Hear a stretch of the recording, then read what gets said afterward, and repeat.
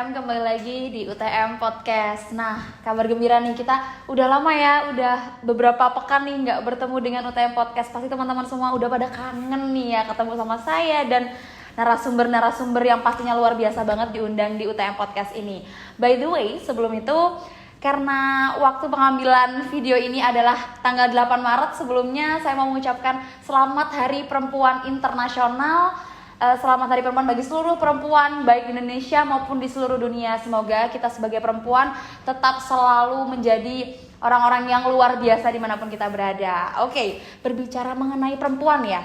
Kalau kita ngomongin soal perempuan, apalagi khususnya di Indonesia, kalau kita melihat perkembangan zaman, memang sekarang perempuan-perempuan di Indonesia ini sudah banyak sekali lebih berkembang nih daripada dahulu, ketika mungkin kalau kita bisa bilang pahlawan reformasi yang membangkitkan nama perempuan adalah Kartini.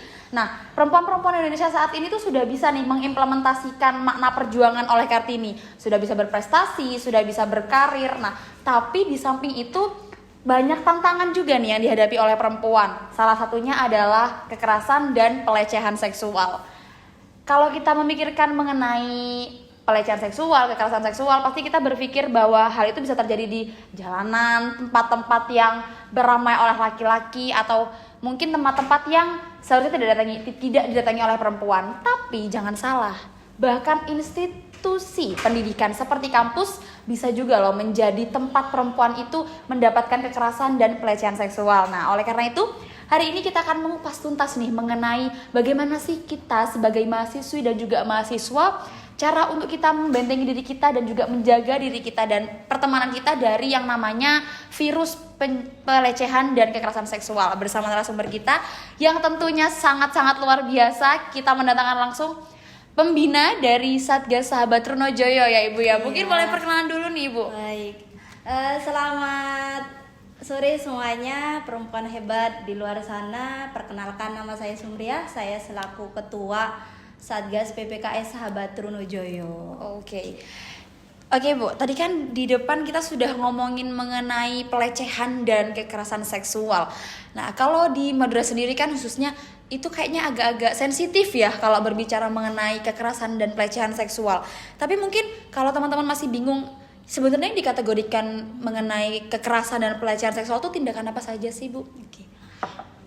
Kami menganut dari pasal 1 Permendikbud ya 30 2021.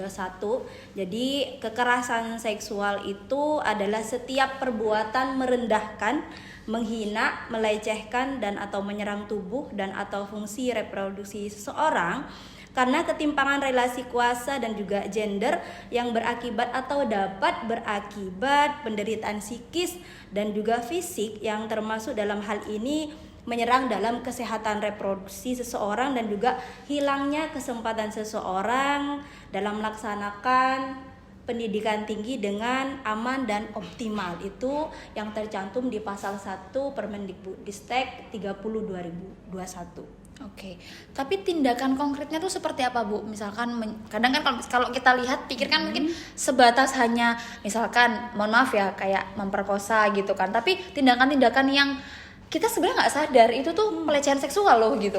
Jadi pelecehan seksual itu bisa dilakukan secara verbal dan juga non verbal.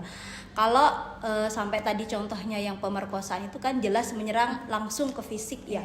Sekarang kan medianya sudah semua orang punya media sosial, punya WA. Kadang kita mengirim foto di media sosial ataupun di WA tanpa izin ya, tanpa ada persetujuan, itu juga masuk.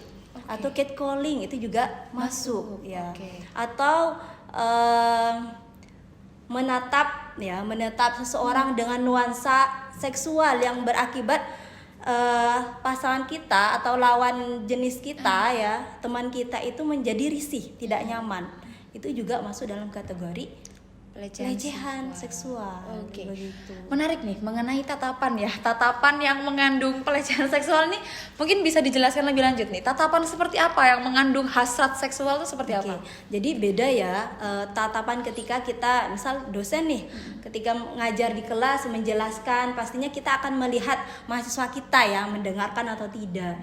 Jadi tatapan di sini memang abstrak ya, tidak bisa semuanya dianggap pandangan mengarah pada seksual. Tetapi kan ketika menatap dengan nuansa seksual itu kan berbeda dengan kita memandang secara biasa ya. Jadi kita dibuat, pastinya korban itu atau mahasiswa itu dibuat risih kok, kayak ada yang ini ya, beda ya tatapan tatapannya. nakal gitu ya. Oh ya, oke Ya, kayak gitu. Oke, baik, tatapan nakal ya, saya pernah deh kayak agak Iya. dejavu gitu ya tatapan Kan nakal. jadi kita ada yang salah Salah. nggak sih ya Oh, dari oke. kostum kita atau ada yang bagaimana ya? Jadi Kadang tatapannya seperti tuh itu. kayak langsung direct ke diri kita, terus kayak memperhatikan dari ujung kaki sampai ujung kepala gitu, iya. yang kayak orang ini memperhatikan apa gitu ya. Oke. Jadi gitu ya teman-teman. Perhatikan. Jadi tidak cuma perbuatan fisik maupun perkataan atau dan lainnya. Dari mata aja itu bisa terklasifikasi sebagai suatu bentuk pelecehan seksual loh. Hati-hati ya teman-teman ya. Hati loh ya. Apalagi yang cowok yang suka ngeliatin perempuan-perempuan nih ya, tuh hati-hati loh. Bisa kena pasal, nanti dilaporin ke sahabat Runojaya. Iya. Oke. Jangan deh ya, jangan. Nanti Semoga jangan banyak ya. kita ya, iya. Oke.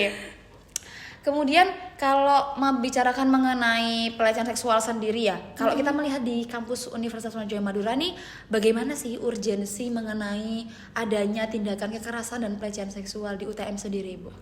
Jadi mungkin yang saya maknai urgensi adanya edukasi mungkin Iya. bagaimana pencegahan, dan kalau sudah terjadi itu penanganannya seperti apa, itu juga diatur di Permendikbud ya. Jadi pencegahannya pertama kita harus bisa memilih teman pertama. Kemudian kalau itu kegiatan-kegiatan kampus, di kampus kita kan ada jam malam nih. Iya. Kalau ada kegiatan organisasi itu harus ada izin dari pembinanya atau program ketua prodinya. Kemudian itu tidak dilakukan di luar jam perkuliahan. Jadi teman-teman ketika ada kegiatan di luar kampus ya itu harus ada izin dari institusi. Kemudian kalau kalian misal keluar sendirian malam itu sebaiknya ada temennya lah. Kalau tidak terlalu urgent jangan keluar lah ya. Karena kita tidak tahu kapan kita akan mengalami pelecehan atau bagaimana ya. Itu juga perlu kita cegah dari diri kita sendiri itu. Dan juga mungkin sangat penting ya menanamkan nilai-nilai keagamaan dan juga moralitas pada mahasiswa kita. Dan kalau sudah terjadi penanganannya itu bagaimana? Jadi kita itu ada konseling juga ya, karena kebetulan di Sahabat Trunojoyo itu juga ada psikolog. Jadi nanti untuk korban identitasnya pasti aman. Kita tidak akan menyebarkan nama korban, nama saksi ataupun terlapor. Kemudian nanti biasanya korban itu atau saksi itu yang melapor bisa saja dia mengalami intimidasi. Kita juga bisa ada perlindungan di situ. Oke, kalau memang nanti memang ranahnya sampai jauh, misal sampai pemerkosaan, kita bisa melakukan pendampingan sampai ke proses hukumnya seperti itu. Oke, jadi tetap dikawal terus ya untuk pencegahan pelecehan dan kekerasan seksual ini. Oke, kemudian kita kembali kepada kasus pelecehan seksual. Kalau pasti kan kalau sahabat Rojai pasti udah makanan sehari-hari ya untuk melihat hal-hal seperti itu. Nah, mungkin boleh diberikan contoh konkret nih yang pernah terjadi di UTM sendiri. Jadi bisa teman-teman nih bisa waspada gitu. Oh, jadi kalau gini nih tanda-tandanya ini nih sering terjadi di sini nih, seperti itu. Mungkin bisa diceritakan Ibu. Oke, karena ini konteksnya di kampus ya, jadi mungkin saya ngasih contoh yang di kampus aja. Misalnya ada dosen ataupun mahasiswa yang janjian di luar, dosen itu kan ada jam kerjanya, ya jam kerja. Kemudian mahasiswa juga kan di luar ya juga punya aktivitas ya. Misal ada dosen yang ngajak ketemuan, yuk bimbingannya di kafe misalnya, bimbingannya di kafe. Sebisa mungkin itu dihindari lah ya, karena kita tidak tahu ya kalau itu terjadi di luar dan status dosen itu dosen UTM, mahasiswanya UTM, kita juga itu masuk dalam ranah tanggung jawab kita di Satgas seperti itu. Jadi korban dan pelaku itu unsur ataupun warga dari UTM. Jadi nanti sebaiknya kalau ada proses bimbingan atau proses perkuliahan, tugas dan lain sebagainya itu sebaiknya itu dilakukan di kampus, jangan di luar. Kalaupun harus di luar, itu harus ada persetujuan dari entah itu pembina atau juga bidang kemahasiswaan atau prodinya ya. Biasanya kan mahasiswa itu ada organisasi melakukan kegiatan di luar kampus. Itu jangan langsung berangkat sendiri karena kita nggak tahu di luar itu kalian aman apa tidak, seperti itu. Bisa aja ketika kalian mengadakan penelitian ataupun pengabdian kepada masyarakat, kalian mendapatkan perlakuan ya ataupun pelecehan seksual di lokasi itu, seperti itu. Nah, kemudian kalau kita bicara mengenai batasan-batasan atau ruang lingkup ya, ruang lingkupnya dari Sahabat Remaja itu sejauh apa sih? Apakah hanya dalam kampus aja, kita hanya menyoroti peristiwa-peristiwa pelecehan atau kekerasan seksual yang terjadi di kampus aja, atau di sekitar kampus, atau sampai mana itu batasnya, Bu? Oke, jadi sebenarnya batasan kita itu yang diatur di Permendikbud, ya. Jadi mahasiswa, dosen, tendik, dan warga kampus yang statusnya aktif, dia itu bekerja di UTM, mahasiswa aktif UTM, itu menjadi tanggung jawab kita. Jadi misal ada mahasiswa kita yang sedang melaksanakan KKN nih, kemudian dia mendapatkan perlakuan yang tidak enak dari desa misalnya, itu juga bisa kita tangani. Jadi selama ruang lingkupnya entah itu korban ataupun pelaku itu warga UTM, seperti itu. Kalau seumpamanya kejadian di luar, nah kayak kemarin kita ngadakan edukasi anti bullying karena sekarang itu lagi marak-maraknya kasus bullying di mana-mana. Jadi kemarin kami ya diminta dari SDN Kombangan 1 waktu itu untuk mengisi edukasi di sekolahan. Jadi kami akan melaksanakan edukasi di sana, seperti itu. Jadi intinya batasan ruang lingkupnya itu adalah selama masih menjadi naungan warga UTM itu boleh, termasuk kayak OB. Iya. Oh, satpam juga. Oke. Atau yang di kantin ya. Oh iya, itu juga termasuk ya, Bu ya. Oh, jadi kalian siapapun yang menginjakkan kaki di UTM ya, berarti di bawah naungan Sahabat Remaja ya, Ibu ya. Oke. Kalau kita bicara lebih lanjut nih mengenai pelaku dan juga korban ya, bisa nggak sih Bu kalau membuat aduan itu tuh syarat apa aja sih yang harus dipenuhi gitu? Oke, beranjak dari Permendikbud lagi ya teman-teman. Jadi kronologisnya ya itu harus konkret ya. Jadi kalau kita menerima aduan ya kita nggak langsung mentah-mentah kita ini ya. Jadi kita identifikasi dulu, oh korbannya siapa, terus saksinya siapa, buktinya apa aja, kemudian terlapornya apa. Kita panggil nanti satu-satu. Oh, jadi nggak bareng ya Bu ya? Nggak bareng. Kalau bareng nanti misal itu pelaku sama korban nggak bisa. Karena pengalaman kita itu ada korban yang dia mau melapor tapi nggak bisa karena dia saking traumanya. Jadi kita tenangkan dulu ya. Kalau memang tidak bisa menjelaskan secara utuh ya kita tunggu sampai benar-benar kita dapet substansinya itu bagaimana, seperti itu. Karena memang korban pelecehan seksual ataupun kekerasan seksual ini impactnya sangat luar biasa ya. Jadi trauma itu bisa dialami oleh korban itu sendiri, bisa juga saksi ya. Kalau itu terjadi di kos-kosan, teman di kosan, keluarga dan orang-orang terdekat itu pasti mengalami trauma. Dan itu juga bisa kita dampingi juga terkait pemulihan psikologisnya bagaimana, seperti itu. Oke Bu, kalau kita bicara mengenai tadi ya trauma yang dialami oleh korban, nah tapi sering kali ini ya Bu ya, kalau saya yang lihat nih teman-teman saya terutama teman-teman cowok sering menjadikan perempuan itu sebagai bentuk objektivitas. Jadi kayak kalau misalkan nih ada perempuan dilecehkan, salah perempuannya gitu, padahal sudah saya merasa udah pakai baju udah rapi, udah cukup tertutup meskipun misalkan ada yang tidak pakai hijab, kemudian masih di catcalling. Nah itu kalau dari pandangan Ibu sebagai pembina itu seperti apa? Jadi gini ya, itu tadi laki-laki bisa saja jadi korban, bukan hanya perempuan. Perempuan juga bisa jadi pelaku. Tapi terkadang kalau memang pembawaannya misal ya yang tadi gerombolan cowok tadi itu udah pembawaannya, oh dia sering nonton film-film yang dewasa misalnya, otomatis melihat orang yang pakai baju syar'i pun dia pikirannya udah kemana-mana. Jadi kita tuh sebenarnya ya mahasiswa kan sudah dewasa ya. Jadi kalau anak kecil kita harus batasi ya menonton konten-konten ataupun video yang butuh bimbingan orang tua itu. Jadi kita itu pertama mungkin dari kebiasaan habitnya ya, habit dari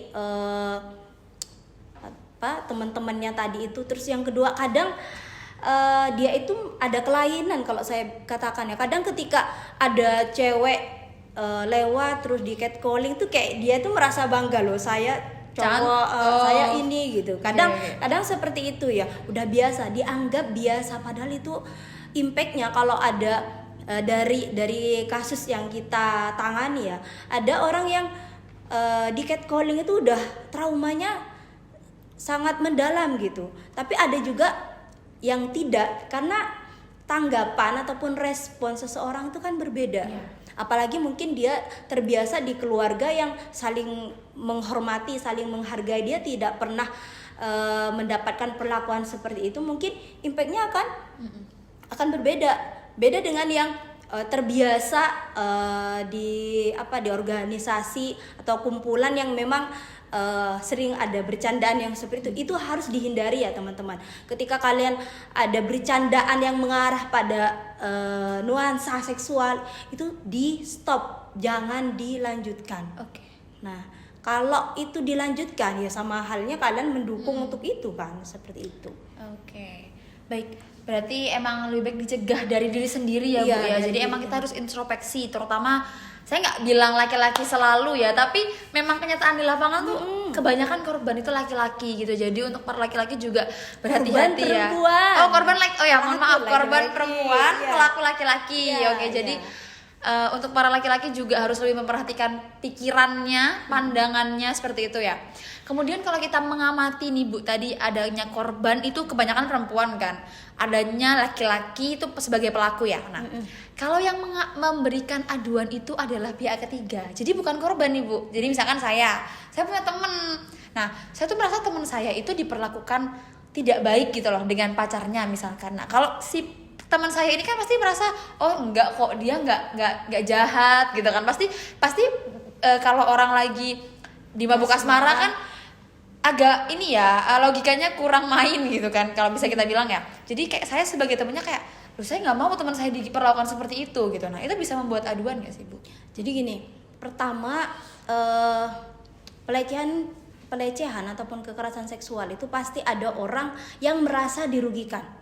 Ya, kalau itu suka sama suka, itu kan tidak ada yang dirugikan kan. Tetapi seumpama kamu punya temannya mengalami kekerasan seksual ataupun kekerasan dalam pacaran, ini banyak terjadi teman-teman ya. Ternyata semakin saya aktif di Satgas ini semakin banyak kasus-kasus yang diadukan ke kita. Salah satunya itu kekerasan dalam pacaran. Jadi kadang kan korban itu merasa takut untuk bercerita ataupun apalagi lapor ya. Kadang kita itu korban itu mau cerita aja udah takut. Nah, misal mbaknya mau punya inisiatif untuk melaporkan, selama itu konkret dan nanti kita juga korban itu bersedia untuk dimintai keterangan, kita proses.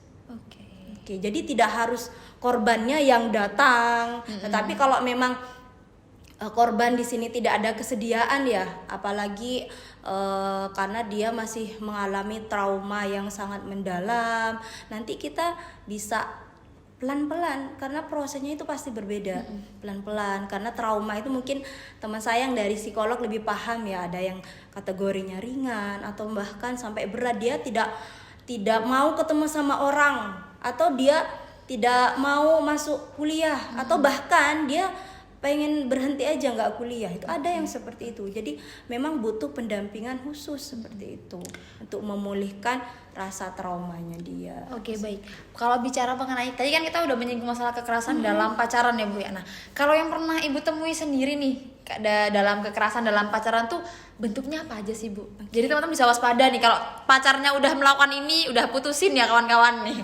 Menurut saya ya, statusnya masih pacaran tapi udah berani nyentuh fisik, nampar contohnya, nampar ya karena mungkin sedang marahan atau apa, ya kita juga harus dewasa lah ya untuk menyikapi dan juga untuk memilih pacar ya, karena kan sering ini kan kekerasan dalam pacaran. Kalau udah main fisik gitu ya, menurut saya udah deh di stop aja, karena itu nggak sehat mau dipertahankan. Oh mungkin bucin ya satu dua, oh iya, tapi yang dirugikan itu kalian loh, tanpa disadari, atau mungkin dipaksa untuk tidak kuliah misalnya, nggak usah kuliah atau apalah, itu kan kuliah tuh haknya kita juga. Nah, atau sampai tadi yang nampar dan lain sebagainya, nyerang fisik sampai menghina ya. Kemarin pernah ada yang di luar UTM ya. Jadi ketika pacaran itu kan semuanya bagus nih, sayang, cantik semua. Ketika diputusin udah nanti di catcalling, terus body shaming, kayak gitu juga masuk dalam kategori kekerasan dan juga pelecehan, teman-teman. Jadi kita harus bisa mengantisipasi itu, dan juga misal kalau ada yang sudah kita menemukan adanya tindakan ataupun indikasi ke arah pelecehan ataupun kekerasan seksual, bisa nanti diadukan ke kita. Insya Allah kita profesional ya, kita tidak akan menyebarluaskan korbannya siapa. Ada ya yang tanya korbannya itu siapa, pelakunya siapa. Tidak, karena kita memang ada SK rektornya ya, penunjukan kita sebagai Satgas PPKS. Kita juga tergabung di komunitas Satgas di kementerian, dan kita kalau ada kesulitan kita bisa konsultasikan ini dengan pihak kementerian, teman-teman. Jadi misal ketika dalam penanganan ya Satgas mendapatkan intimidasi, kita juga dilindungi oleh kementerian. Bahkan kalau ada oknum yang menghalang-halangi ketika kita mau melakukan pemeriksaan, nanti kementerian yang akan turun langsung ke UTM. Dan kalau sudah kementerian, teman-teman ya, di kampus kita itu bukan viralnya karena apa? Karena prestasi. Mungkin viralnya karena ada kasus itu ya, kasus Bu, ya? itu. Oke. Tuh, begitu ya. Nah, kalau kita bicara mengenai kekerasan dalam pacaran khususnya, kan ini marak banget terjadi ya, Bu ya. Menyadarkan orang yang sedang bucin itu loh, Bu, sulit. Nah, Susah. kalau pengalaman Bu Sum menyadarkan nih, kayak kamu tuh jangan sama dia gitu loh, kamu rugi. Nah, itu seperti apa, Bu? Kalau saya bukan pada tahap menyadarkan ya, tapi biasanya itu korban itu kan terkadang baru menyadari ketika sudah parah, sudah ditampar parah, gitu, sudah diputusin, itu baru sadar, oh ternyata saya kemarin itu selama ini disiksa gitu ini, ya. oh iya, saya diperlakukan dengan tidak baik. Apalagi kan perempuan ya, perempuan itu kan spesial, teman-teman. Jadi seharusnya ya kita sama-sama harus bisa saling menjaga ya, menghargai dan menyayangi satu sama lain. Antar pertemanan juga bisa itu. Misal yang di organisasi terutama misalnya, terus sampai ada tindakan karena mungkin pendapatnya tidak diterima, sampai marah-marah, kemudian sampai menyerang fisik, nampar dan lain sebagainya. Itu kan gak elok, teman-teman ya. Gitu. Oke. Nah, kemudian kalau kita sudah melihat nih sepak terjangnya Satgas ya, dari setahun nih tapi udah banyak nih kasus yang ditangani ya, Ibu. Sebenarnya nggak bangga ya kita banyak kasus karena itu sebenarnya pertama mungkin kita diakui keberadaannya, dan yang kedua makin banyak korban yang melapor, itu justru menjadi tantangan besar bagi kita ya. Berarti kan perbuatan itu, pelecehan ataupun kekerasan itu sering terjadi.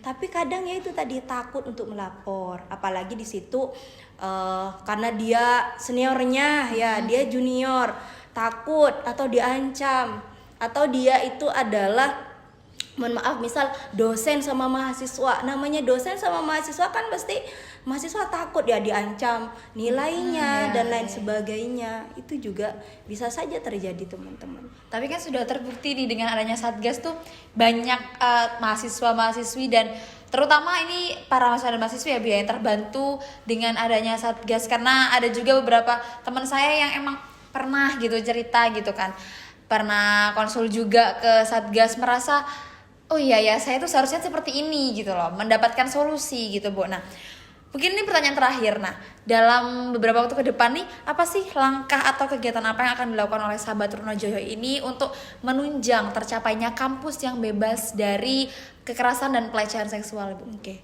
Jadi mungkin kita harapannya ya nanti itu kita tidak ada kasus lagi ya. Amin. Jadi lebih kita fokus pada upaya pencegahan. Nanti kita bisa sosialisasikan ya, sosialisasikan terkait Satgas, kemudian kategori pelecehan dan kekerasan seksual itu bagaimana, dan juga Satgas itu butuh dukungan dari semua pihak, entah itu mahasiswa, pimpinan terutama, dan alhamdulillahnya Satgas bisa eksis sampai sekarang ini karena dukungan dari pimpinan universitas. Dan juga mohon juga teman-teman yang menyaksikan video ini juga bisa mensosialisasikan, menyampaikan kepada teman-teman yang mungkin dia mengalami atau pernah mengalami, karena kadang trauma itu masih ada ketika dia bertemu dengan seseorang, atau kejadiannya misalnya di kelas ya, ketika mau masuk ke kelas itu ada rasa takut, rasa khawatir, itu monggo nanti. Jadi bukan hanya kita itu menerima aduan, kalian mau konsultasi, konseling juga bisa. Jadi tidak harus menunggu ada aduan ya. Jadi kita sama-sama mari kita bersama-sama menciptakan kampus yang nyaman, kemudian kampus yang sehat, sehingga apa yang diharapkan semuanya tercapai. Oh, mahasiswa datang ke kampus untuk menimba ilmu, dosen di sini dan karyawan ingin memberikan pelayanan yang terbaik, semuanya bisa terwujud seperti itu. Tanpa kalian semua, Satgas tidak bisa bergerak ya, tanpa dukungan dari mahasiswa, semua lapisan warga UTM, khususnya pimpinan, kita juga tidak bisa apa-apa. Seperti itu. Tapi ini ada satu pertanyaan yang saya tambahan ya Bu, yang apa ya?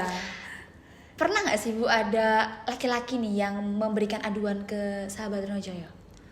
Sejauh ini masih belum. Masih belum. Semoga tidak ada Semoga ya. tidak ada ya. ya. Semoga tidak ada ya. Janganlah ya. Jadi kita juga, ini perlu saya sampaikan juga teman-teman.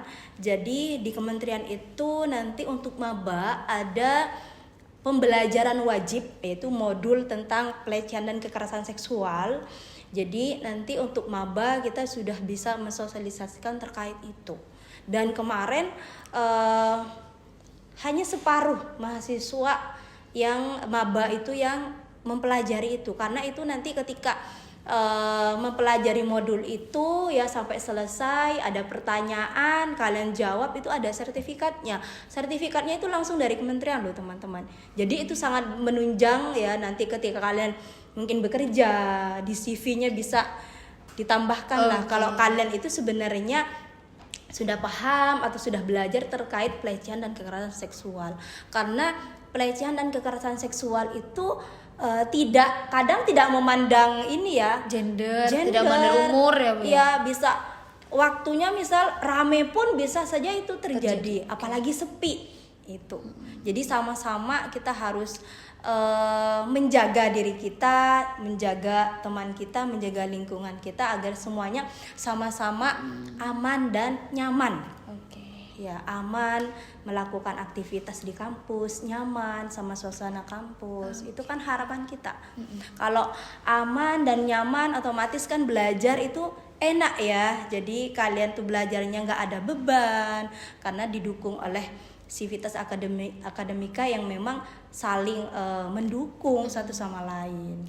Oke, baik. Jadi mungkin bisa disimpulkan Bu ya bahwa pelaku itu tidak hanya laki-laki, perempuan juga bisa jadi pelaku. Dan korban itu tidak hanya perempuan, bisa aja laki-laki yang jadi pelaku. Jadi dan juga peristiwa kekerasan dan pelecehan seksual ini bisa terjadi di mana saja dan kapan saja. Dalam keadaan rame, bisa sepi apalagi gitu ya. Iya. Jadi kita nih khususnya sebagai anak muda ya, harus bisa membentengi diri kita sendiri. Juga kita harus saling menjaga satu sama lain supaya lingkungan di sekitar kita juga aman dan nyaman. Seperti itu ya Bu ya. Oke, jadi segitu dulu nih UTM Podcast pada hari ini, spesial Women's Day ya Bu ya. Jadi buat teman-teman yang sudah menyimak sampai akhir, semoga dapat ilmunya dan jangan lupa untuk selalu jaga diri, karena kejahatan itu bisa terjadi tanpa sepengetahuan kita, tanpa seizin kita gitu ya Bu ya. Oke, nanti kita akan ketemu lagi di segmen-segmen selanjutnya. Jangan lupa terus saksikan dan pantau terus UTM Update. Oke? Terima kasih ya Ibu. Terima kasih juga, Sampai jumpa. teman-teman.